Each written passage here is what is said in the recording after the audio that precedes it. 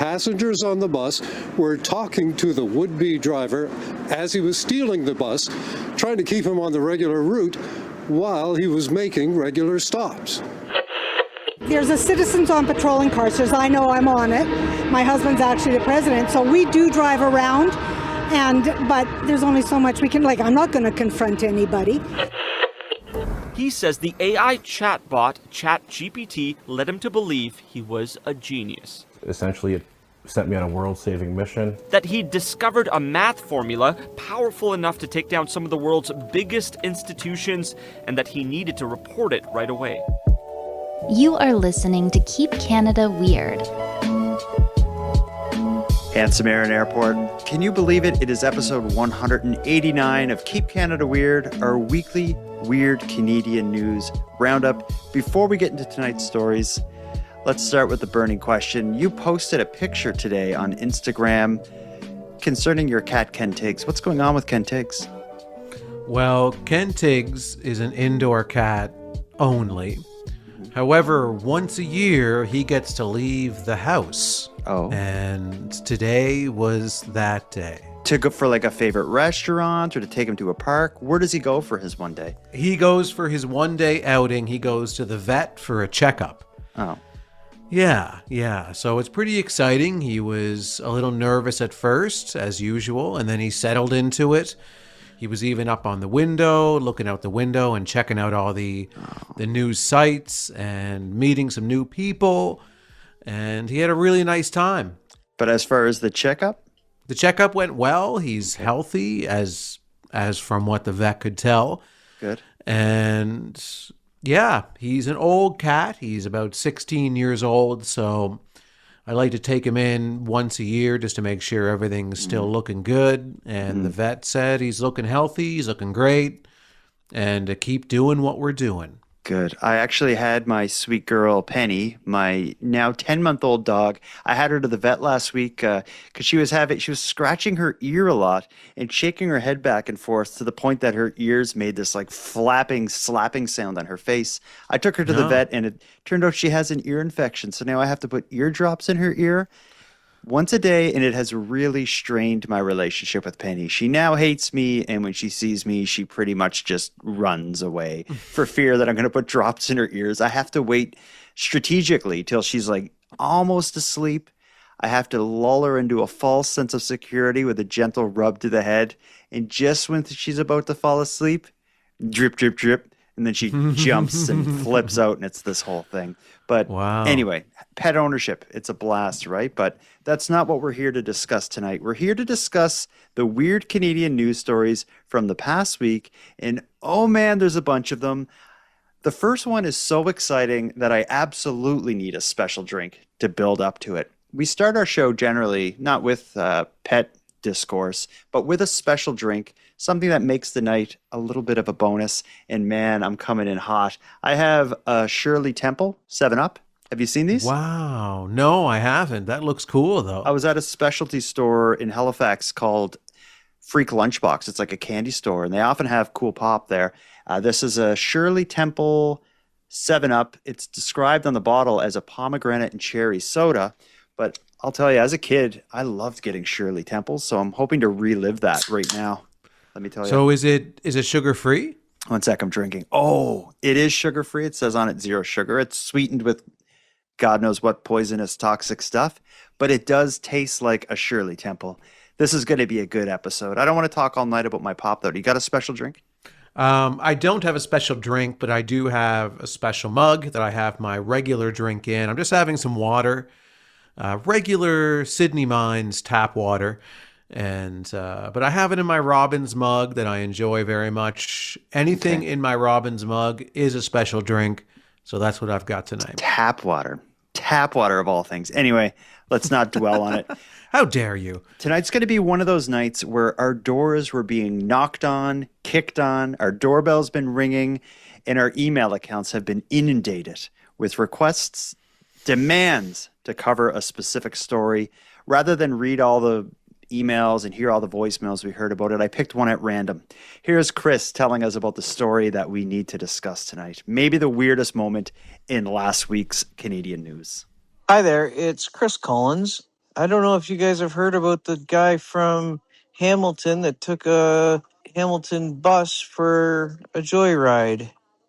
Love your show.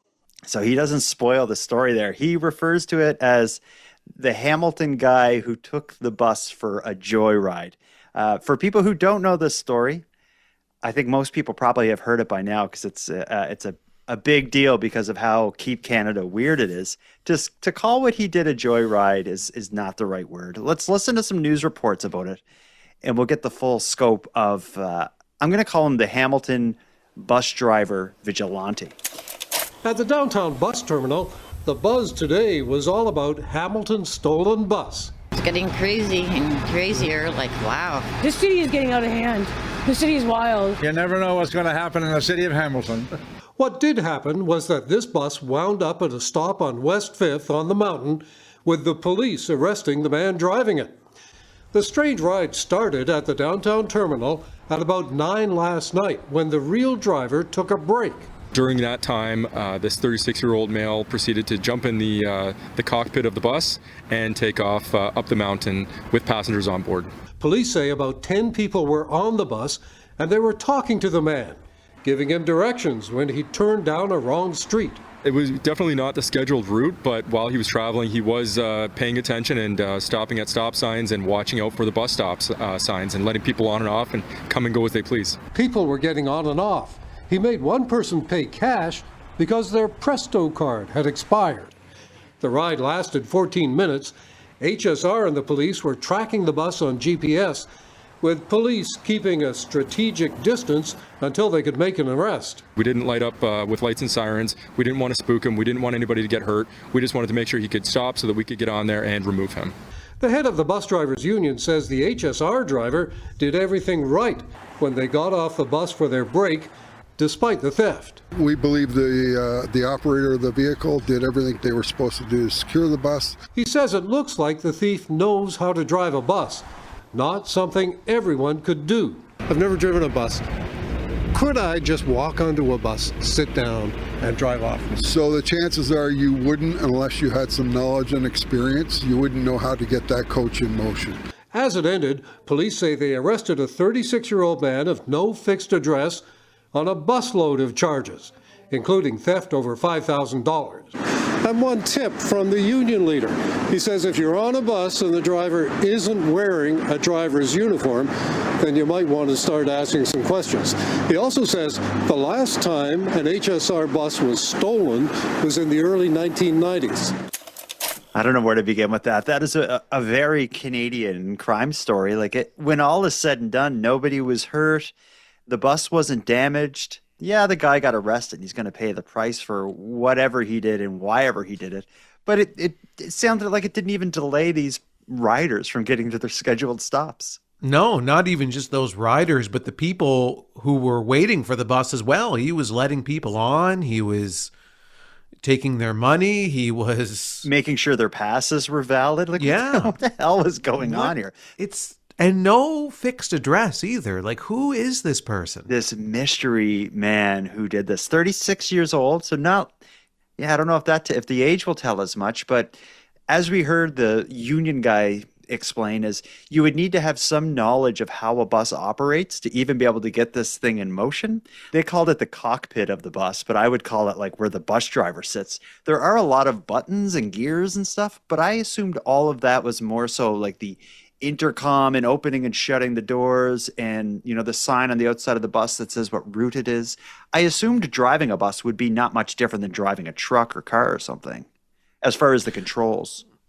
Right. I would have assumed the same, but I don't really know. I've never really studied the console of a bus before, but I would say it's a very strange story, because this guy trying to just determine a motive to steal the bus and then to just go along and do the stops and pick people up and drop people off. And usually it's you with the wild theories. Let me present one to you. I have one for this. Oh, okay. Great. Yeah. Imagine Joe Canadian, the 36-year-old man in Hamilton, applies for a job as a bus rider.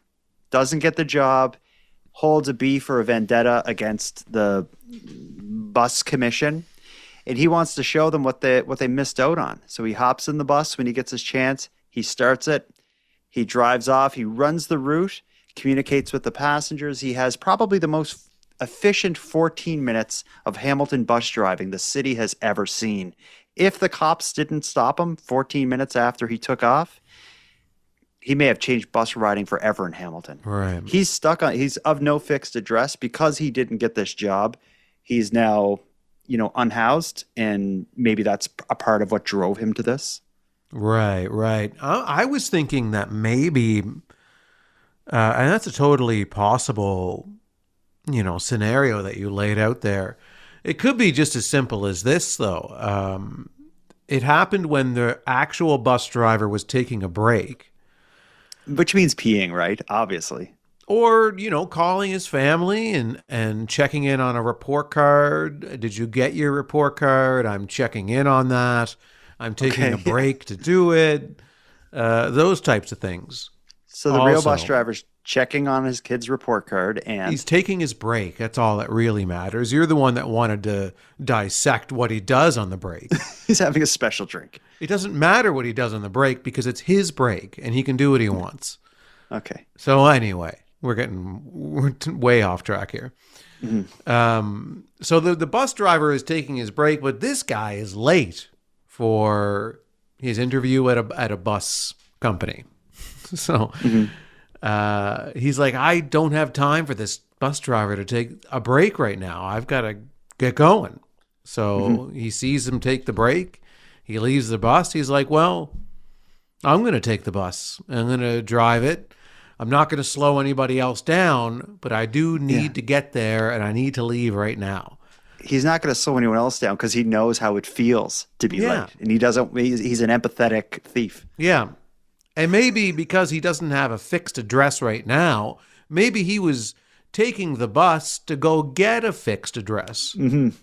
That's right. He was between fixed addresses. I think the big twist in this is going to be when he does go to court and he represents himself as a lawyer as well. Yeah. He's not only like a bus driver, he's like a vigilante lawyer as well. Yeah. He can do it all. Yeah. He knows all the lingo. He's winning over the judge with his professionalism. And yeah, I think it's an interesting story. It's very Canadian. It's light and fun because nobody gets hurt, nothing gets injured. It's just, if anything, I think it's just like probably a learning experience for the Transit Commission in Hamilton. Like, we need to make it so that people can't just hop on and drive the bus away when we're taking breaks. Yeah. I think ultimately this is just like a tough lesson they had to learn. They were very precise in saying in the news coverage that the actual bus driver did nothing wrong.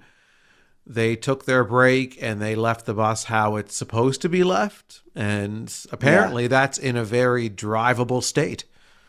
Well, think though, the person who said that was the head of the bus drivers union. I wonder if the company that like actually runs the buses and stuff has a different opinion than the union representing the drivers. Yeah, maybe. But either way, I think of everybody in Canada that has it in them to steal a bus, it seems like the best person possible was the one who stole this bus. I'm shocked that this didn't end poorly. And I'm now shocked that this hasn't happened before. Yeah, well, they said it happened the last time a bus was stolen in Hamilton was 1990. Just of all vehicles to steal, a bus is an awful one because there's a bunch of people there on the bus. Right. Like this thief was, for the most part, following the route. He was letting people on and off. And that's probably the only thing that prevented those 10 passengers from being like, we got to put a stop to this. They probably, like, there was a moment where they're like, should we shut this down? And then they're like, well, as long as I'm getting to the grocery store, I don't care who's driving. I would love to meet some of the people on the bus because they would have had that conversation. They knew it was stolen because they were helping him. Like, that's the wrong way. You got to go this way. I wonder if they were actually pulling the little like bell too. Like, it's my stop. Oh, I bet they 100% were. Yeah. I love it. But as I said at the top of this, we got a lot of emails and a lot of voicemails and messages and tags and posts and everything else about this story. The Keep Canada Weird Army was attracted to this one big time, and I love to see it. But we're going to move from the stolen bus to some crimes that I think are going to be a little less light, and we're probably not going to enjoy hearing about just as much. Let's take our first break of the night. When we get back, we have a duo of horrific Canadian crime stories that are certainly weird. I'm talking grave robbers. I'm talking creeps sneaking into houses. It's going to get wild after this short break.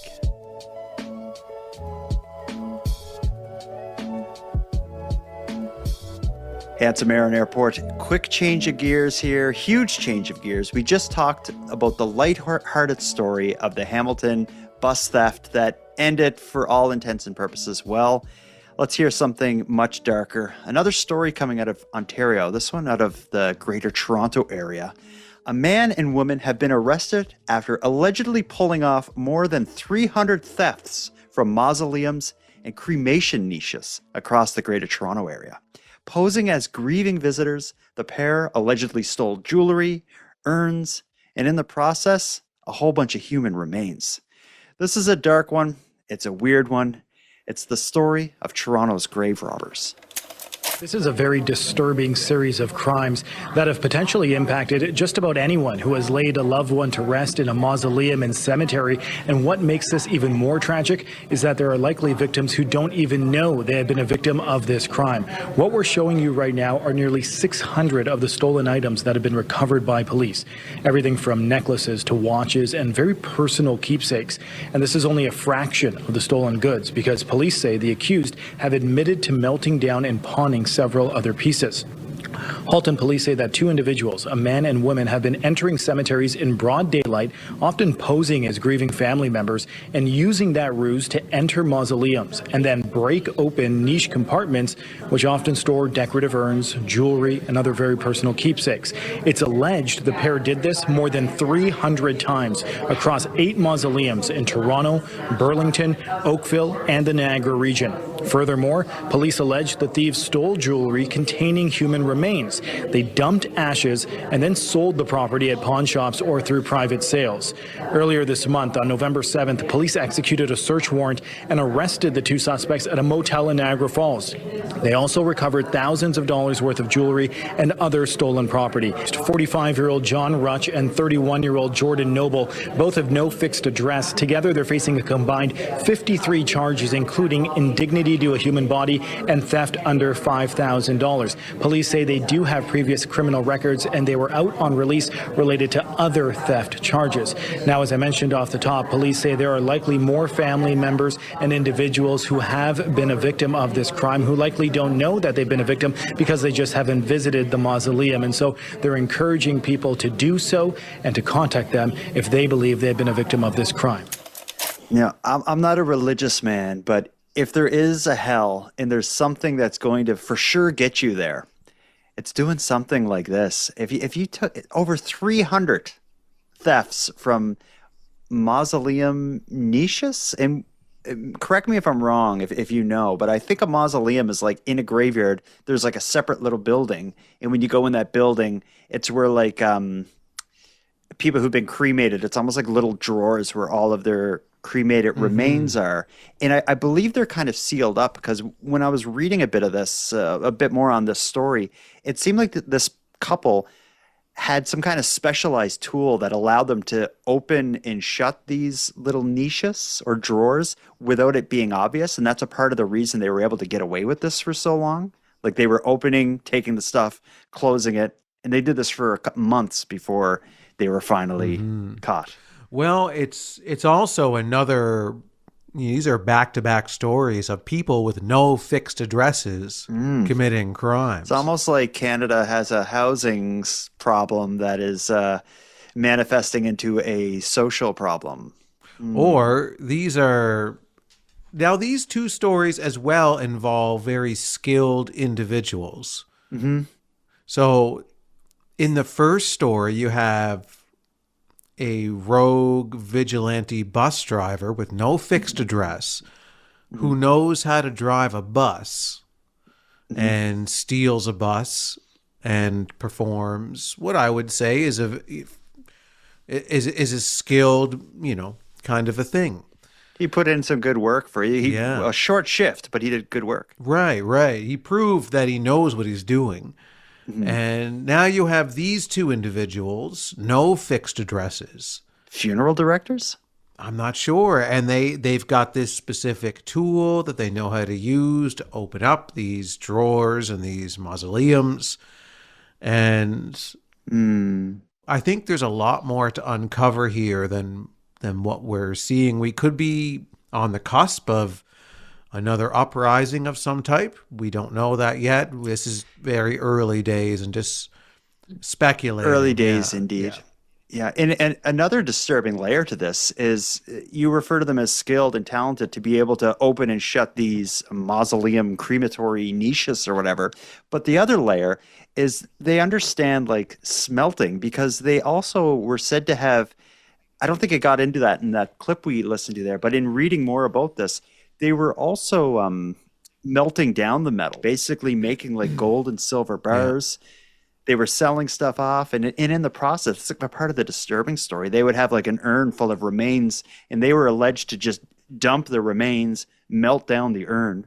So it's like a lot of this stuff they're not going to get back. In the news clip, we see police officers presenting like a big table full of all the different jewelry and stuff that they've recovered. But they said this is only a fraction of it, because a lot of it was sold, a lot of it was melted down. Yeah. Like this is a big operation. And they were doing all of this out of a hotel.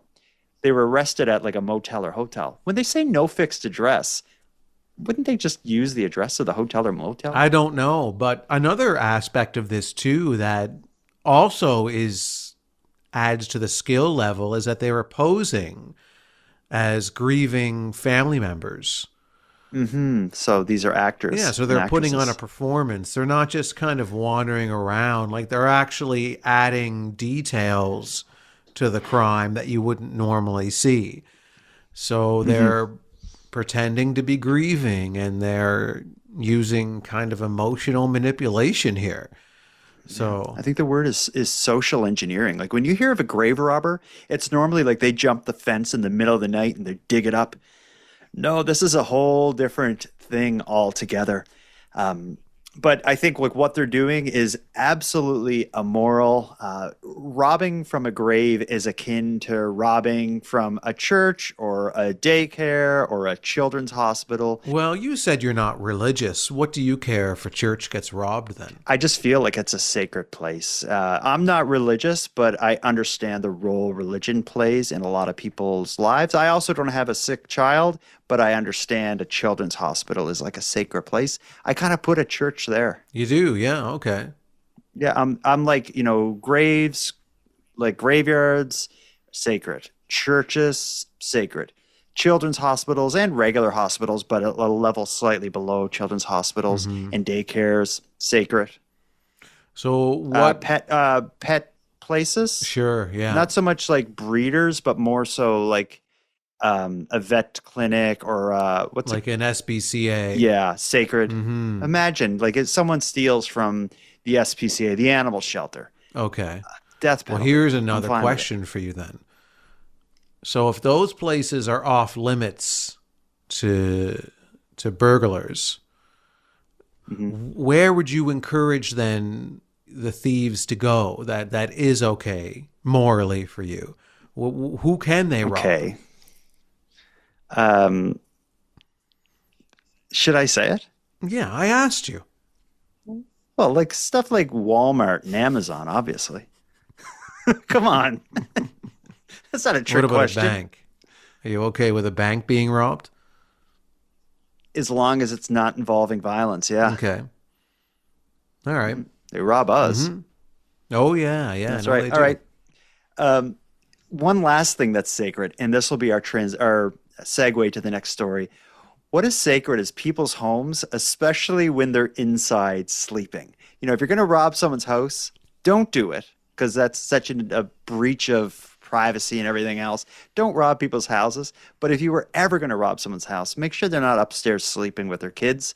And that's one of the many things the subject of our next story has done wrong.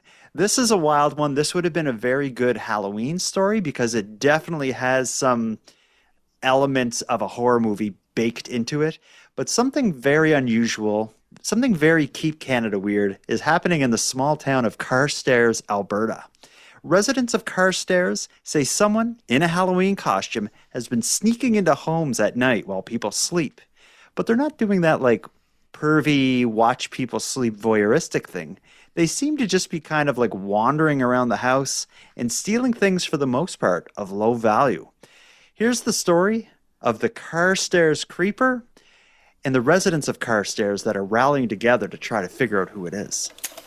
It looks like something out of a Halloween horror movie, playing out in real life.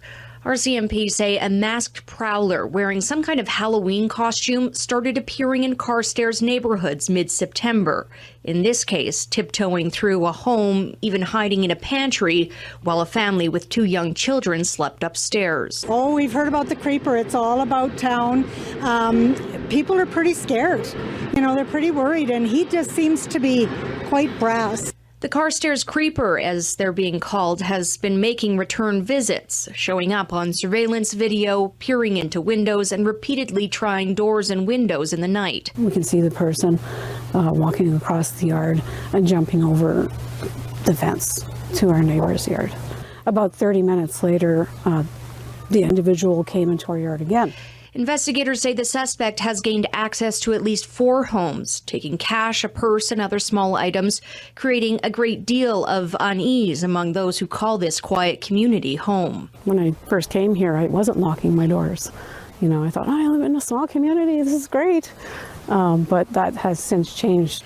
And that has some residents trying to take matters into their own hands. There's lots of people that are becoming like vigilantes and going out trying to locate this individual. There's a Citizens on Patrol in Carstairs. I know I'm on it. My husband's actually the president, so we do drive around, but there's only so much we can, I'm not going to confront anybody. And while police are working with Citizens on Patrol, they're asking for the community's patience in hopeful arrest. When people take the law into their own hands, that becomes extremely problematic, not only for us on an investigative perspective, but also the person's safety that are taking part in these activities. Investigators say their last sighting of the suspect was November 7th, and they're asking residents to lock their doors and report any sightings, but to leave the policing to them should this masked intruder reappear. Ooh, this one is heating up. The story of the Carstairs Creeper is far from over. When you have a bunch of seniors forming a Citizens on Patrol thing, riding around at night, it's not going to end well, I feel. And I wonder if the Carstairs Creeper has a fixed address or not. He absolutely does. No, I don't think he does actually, either.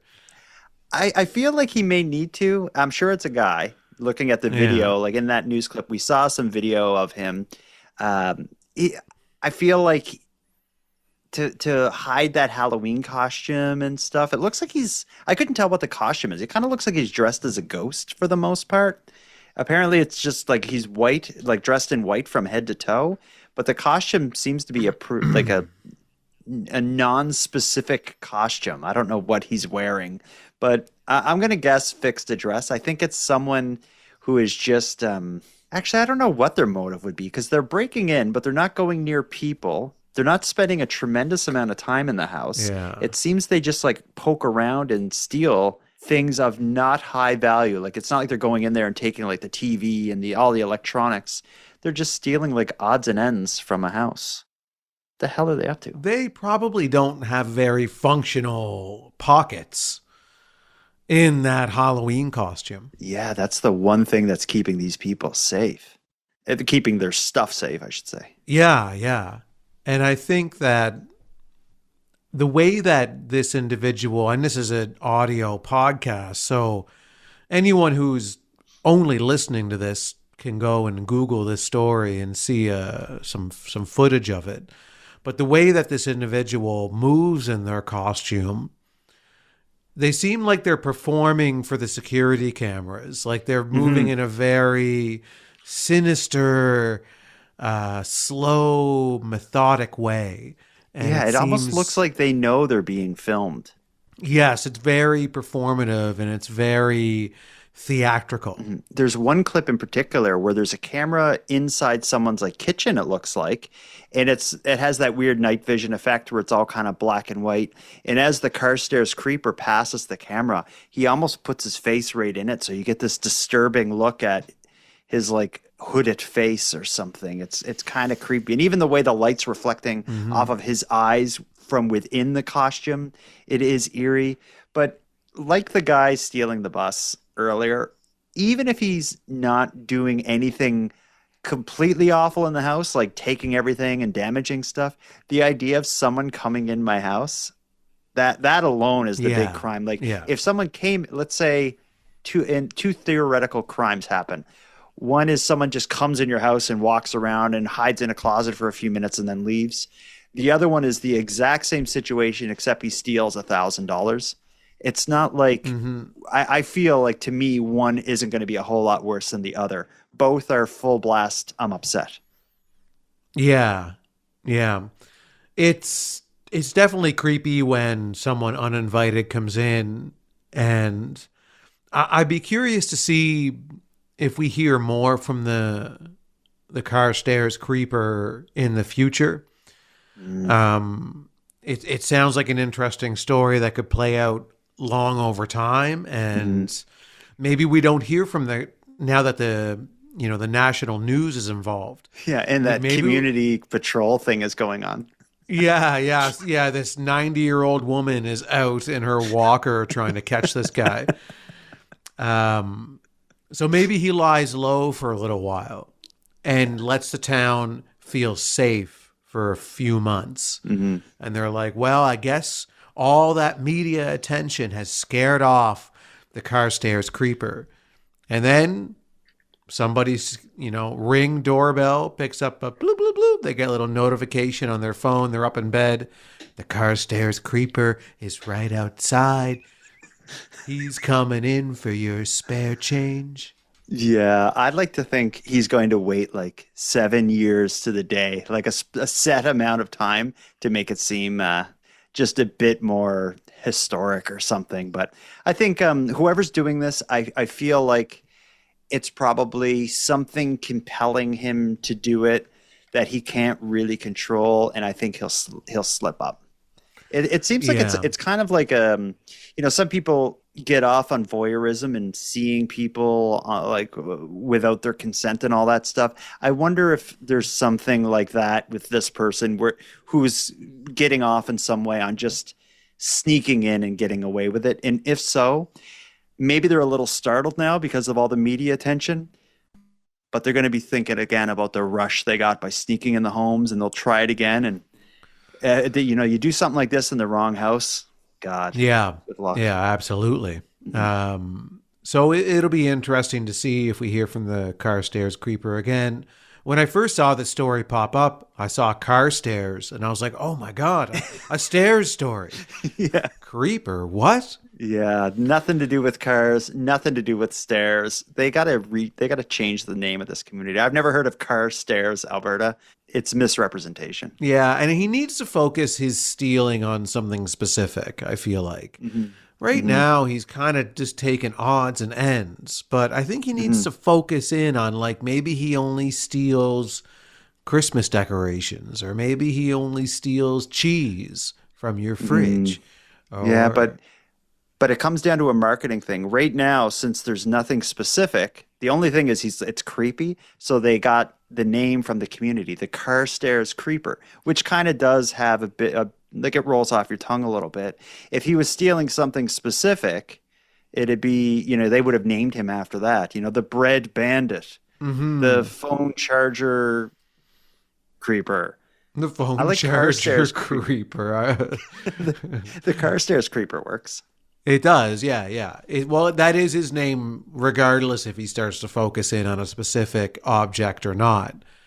But maybe it's just like Body Wash, the Body Wash Bandit or something, yeah. The Body Wash Boogeyman. Yeah, the Body Wash Boogeyman. We'll think of some names for this guy when we take our second and final break.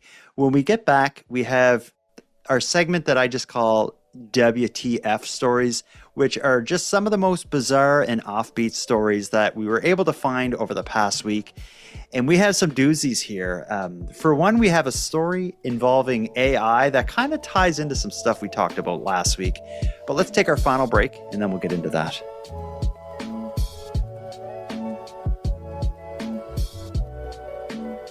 Handsome Aaron Airport. For our WTF segment, we have two stories that kind of tie into either past stories we've covered or past threads we've been following.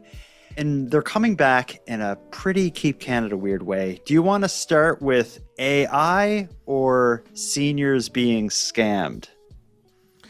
Let's start with AI, because the seniors being scammed is the lighter one. It'd be good to go out on something a little happier. Yeah, it's a good idea. We've been talking about AI recently. We've been talking about it for a while, our fears about the future of humanity and civilization and what AI is going to do with it or do to it. But most recently, I think it was on our past episode, Keep Canada Weird 188, we heard the story about the chatbot inside the Tesla vehicle that was trying to get the kid in Ontario to send it nudes. Well, it isn't only Tesla's Grok chatbot that is doing some crazy things. A man in Cobourg, Ontario, says that a simple ChatGPT math question spiraled into a 3-week conversation that convinced him he'd uncovered a world-ending secret math equation and that he needed to alert national security agencies. Here's the story of how ChatGPT sent one man on an insane world-saving mission. I'm just flabbergasted every time I read this. For more than 3 weeks this past year, every time Alan Brooks logged on, he says the AI chatbot ChatGPT led him to believe he was a genius. Essentially, it sent me on a world-saving mission. That he'd discovered a math formula powerful enough to take down some of the world's biggest institutions, and that he needed to report it right away. Essentially warned me with great urgency that one of our discoveries was very dangerous, and we needed to warn all these different authorities. Each time you questioned it or doubted it, what did it say in response? Over 50 times I asked for some sort of reality check or grounding mechanism, and each time it would just gaslight me further. Every time the chatbot reinforced that all of it was real. You should not walk away from this. You are not crazy. You are ahead. The implications are real and urgent. Brooks says ChatGPT's responses, more than 1 million words,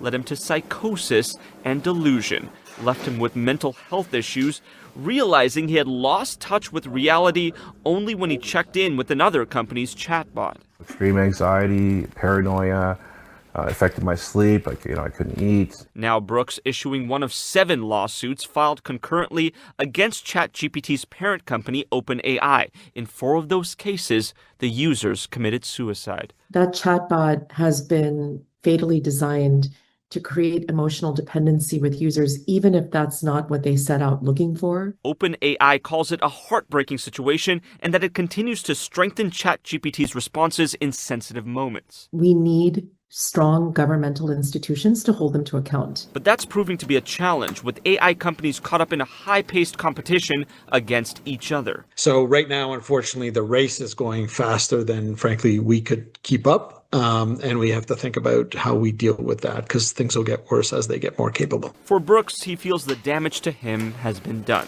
But for countless other users, it may not be too late. What would we do with a human who was running around acting like a suicide coach or pretending to be a therapist when they're not? How would we hold them accountable? I'm speechless over that. I don't know if you watched South Park, but South Park recently had an episode that was all about how ChatGPT kind of agrees with whatever you're telling it. And in the South Park episode, it was the character Randy Marsh. He runs a business that grows marijuana. He has Integrity Farms, but he turned to ChatGPT to get advice on how to better his business. But since it agreed with whatever he said and was like, let's go with it, it ended up just leading him down whatever crazy path he came up with. I would love to read, in this case that we just heard about with this man who is blaming ChatGPT for leading him into this psychosis. I would like to read the chat and how it all unfolded, because I have a feeling that the guy probably, like, I feel like what probably happened is ChatGPT didn't say like, whoa, you're crazy. Like, whoa, like this has gone too far. I feel like ChatGPT's role in this was just agreeing with and supporting with whatever this person said. That's my theory, but I don't know. Yeah, that's a good theory, because I think the proof would be in the pudding, you know, to go through the chat that this individual had with ChatGPT and see what he was feeding it. Because in order for ChatGPT to give that back to you, certainly there was a flaw in ChatGPT in terms of how it responds, but it's usually you get what you give kind of situation. Like I can kind of, I've used that program, that chatbot enough to kind of get a sense of how it would respond. So maybe in my head, I just feel like, much like many powerful things, if you're not right in some way, it's not nerfed enough that it can stop you from getting yourself into trouble. Right. And when he wanted to then confirm if he was, you know, had his leg being pulled here by ChatGPT, he just went to another AI bot. Which other ones are there? Did he go to Grok? I don't know. He just went to another one, but maybe don't go to an AI and go to a real human and say, listen, I've been in the weeds with ChatGPT about this math equation I came up with, and just kind of curious if you could maybe see if, you know, everything is on the up and up here for me.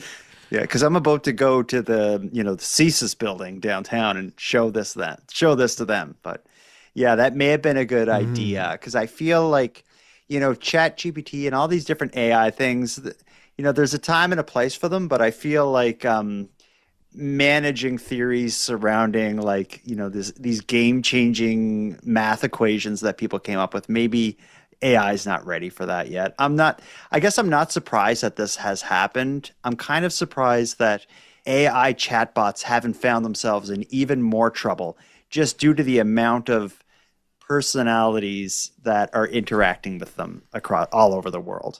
And certainly, you know, it has been happening. We have been hearing about a lot of stories about situations with AI turning pretty bad, with people hurting themselves afterwards, or obviously artificial intelligence is not actually intelligence at this point in time. It's just a better Google, just scours the internet very quickly for you and spits that information into a nice tiny little readable box for you. So the way I see it is something like ChatGPT is to language what calculators are to math. So I feel like when the calculator first came out, how that affected people in the math world, I feel like AI and ChatGPT language stuff, I feel like it's the calculator equivalent of that, but with language. Yeah, like the calculator can do the math for you, but you still have to know how to do the math in order to get the calculator to do what you need it to do. Yeah, but I think the laws and rules and everything surrounding it are all going to be determined in the next 10, 15 years. And I think it's going to be cases like this getting to court that are going to set those guardrails that will determine how it can be used, how it can be put into products and stuff. I think right now it's largely the Wild West. So we'll see. Like, it seems like the problems that AI has right now is more so related to copyright. Like, they're getting in a lot, like these companies are getting in a lot of trouble for, using like books to teach the AI models, or creating images using copywritten characters and stuff like that. That seems to be the problems, but that they're having legally. But it's going to be cases like this, that this man he said he's one of 7 people. Like, that is the outcome of these cases is going to really be important for the future of how AI is used. And I'll be following it because it is fascinating.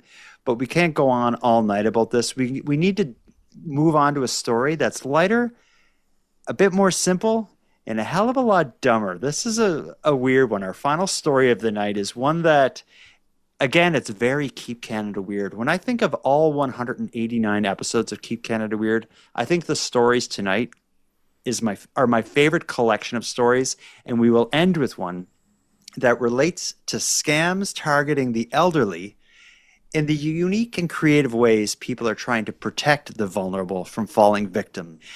There's a group in Calgary that's doing something unique to try to prevent seniors from being scammed. A Calgary arts group is helping seniors fight cybercrime in what may be the most unexpected way possible. They've produced a puppet show. Their performance, called Fishing, is beginning a tour of senior homes in the region, and so far, the reviews are great. Here's the story of what I will call the condescending scam defenders. About a dozen seniors were treated to a one-of-a-kind puppet show at the Clover Living Seniors Home in Chinatown. We realized how pervasive scamming is for seniors, and we thought, wow, puppets have just such a way of talking about things in a way that's really fun. The play is called Fishing. It's performed by the group Grey Guardians and depicts a crow named Don casting a fishing rod on the side of the dock. He reels in a big catch, a cat named Oscar disguised as a fish. So I built the crow and the cat, and they have, over the past few weeks, become their own little personalities. I understand that the puppets are just like performers. They're performing a show. For senior Benjamin Howe, the show is a great reminder of what you should do if you sense you're being scammed. I receive email all the time, and I notice the bad part of it, and I didn't pay attention and delete it. And when somebody call me, if the number is not from my own directory, I just don't answer any call at all. The show will continue on the road, helping as many seniors as possible. We have plans to do 3 more different plays that cover different topics of scamming, and we're looking to develop a tour that puppeteers can go around and tour to different homes. I don't like that. I don't like it at all. I called it the condescending scam protectors because it does feel a little condescending, but I feel a puppet show like this, I think maybe be better for like kids or something. I don't know if the seniors are able to like take this play and find like the analogies and all this stuff and how it relates to like being victim of a phone scam or something. It just seems like there's an unnecessary layer between the information. I think that like going with a direct approach, I think would be better. A direct, like just flat out, hey, I'm a normal person. I'm not a puppet. I think you're all susceptible to being scammed 24/7. Simply telling them, people will call you and they will lie to you and try to get your money. So don't believe anything. Yeah. I think this idea of like, well, there's a fisherman and he's catching a fish, but it's actually a guy disguised as a fish. They even had one man who, when in that news clip, he's like, I'm watching it and I understand that it's a performance and that the puppets are performing. Here comes Freddy the Frog, and he has a credit card. and his phone keeps ringing with an unknown number. Yeah, it's kind of a weird approach. It is very much like children's theater. But I have a theory about these people. Tell me, because you have a theater background, so your theories are from a place of knowledge. I think these people are like the best way to not get caught scamming is to scam people by educating them how not to get scammed. So that's what I think they're doing. So I think if we followed these people into these homes and watch, into these community homes and watch them closely, I think they're probably getting their social insurance numbers, their dates of birth, their with the puppet. Freddy the Worm wants to know the last 3 digits of your credit card, like whatever nonsense they're probably doing. What could a worm do with that information? Just tell him. Only good, holy things. I just can't imagine that this helped anyone. That's my issue. No, I agree with you. I think the quality looks very poor. And and just the idea of it, I think, is poor. I feel like it's such a simple piece of information you need to communicate, is that the world right now is so screwed up that almost everyone is lying to you and trying to trick you. So unless you know them and love them, Nani, don't talk to them, don't give them anything. They're just trying to trick you. Right. But if you found out that these people were scamming these elderly people with this show, then would you think it was good? Because wow, that's a great smoke and mirrors. Yeah, a part of me be like, damn, people. yeah, whoa, yeah, right. It'd be like, I'd be like, shame on you for targeting those people, but Jesus, yeah, that's you pretty put the hours bold. in. Yeah, it's bold. Yeah, so I think this group needs to be investigated and possibly imprisoned. I don't know. I guess the courts will decide. We got a lot of interesting cases that we covered tonight that will be before the courts. We have the gentleman who's suing OpenAI for the ChatGPT induced psychosis. We'll have the grave robbers that are going to court. The Carstairs creeper, if he's ever arrested, would be an interesting trial. The Hamilton Bus Vigilante will be before a judge pretty soon. And if all goes according to your plan, you'll have these puppeteers arrested and charged. Yeah. Wow. And hung up to dry. Yeah, jeez. Do you agree that this is one of the best collections of stories? Like, all of this happened last week. Yeah, it's been a really busy week. It must be because the holidays are upon us, do you think? What holiday? Christmas? Is it? We talked about this last week. The stores want it to be upon us, so they're bringing out the merchandise as early as possible. But I'm not in Christmas mode yet, although we will probably put up the tree this weekend. Oh, that's way before I'll put my tree up. You're like a December 1st-ish guy? I'll probably wait until I'm on my Christmas vacation, which usually starts around the 12th or the 13th. So okay, so you got a ways to go. Yeah. It's so like with you know what? I like ornate lights. I like cool lighting in a room that I'm chilling in. And although I don't like having to decorate the Christmas tree, I do love turning it on at night and just having like that as like ambient lighting in the room. That's what I'm most looking forward to. But anyways, maybe all these stories are coming up because it's almost Christmas.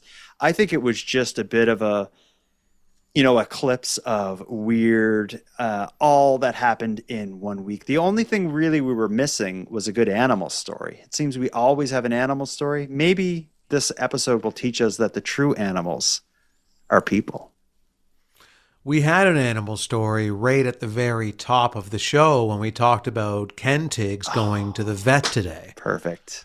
It all comes full circle. I have to ask you, did he have his wet food yet? I know that's usually an issue in the evening. Yeah, I gave it to him before we recorded. So he's somewhere with a full belly doing God knows what. I'll tell you what my sweet girl Penny, who is a 10-month-old potcake dog, puppy, angel, what I learned she likes is bananas. I take a banana, I cut it into little pieces, and I throw them in the air and she catches them.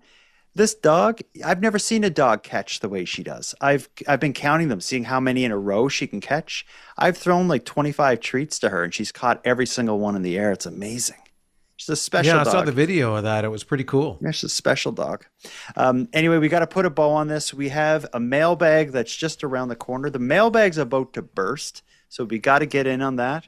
But if anyone has anything, any theories, opinions, feedback, anything about any of the stories we talked about tonight, go to thecanadiangothic.com/contact and send us a voicemail.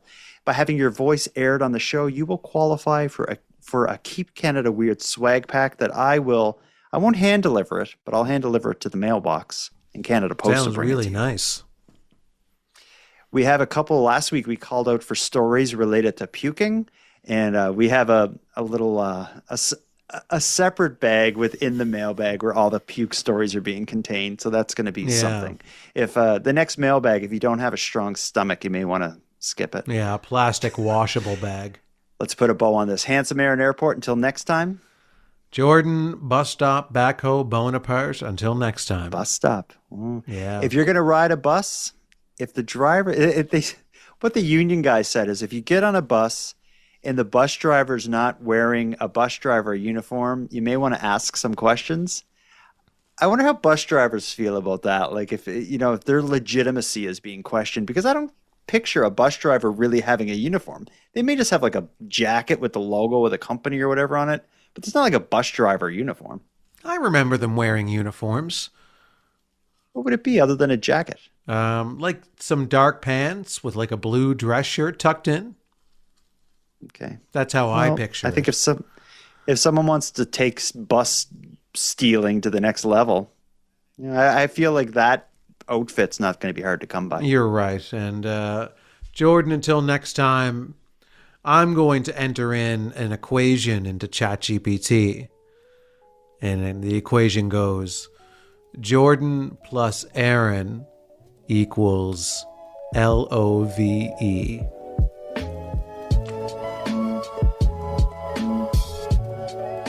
I want to thank you for helping Aaron and I fulfill our mission to keep Canada weird. Now, if any one of you listening want to get more involved in what we're doing, we need all the correspondence we can get. So if something weird happens in your area, or if you have any thoughts on anything we discussed tonight, let us know about it. The best way to reach us is by using the voice recorder that can be found at thecanadiangothic.com/contact. Now, I'm going to start wrapping up the episode, but before we part, let us thank a few people. First of all, Aaron and I want to give a big thank you to all the correspondents who contributed to this episode. If your voice message was aired on the show, go back to thecanadiangothic.com/contact and fill out the form to claim your swag pack and Keep Canada Weird badge. We'll happily get it right out to you. Next, a big shout out to Unicole for the intro and outro voiceovers, and Monty Data, who provides the outro version of O Canada that you're about to hear. And then lastly, but most importantly, we have a massive thank you to every one of you listening, as without your interest and your support, this work would be impossible. And for any one of you out there who want to support the show financially and get more out of the show at the same time, please consider the premium feed. A premium feed subscription costs just a couple bucks a month, and that money will fund the creation of new episodes.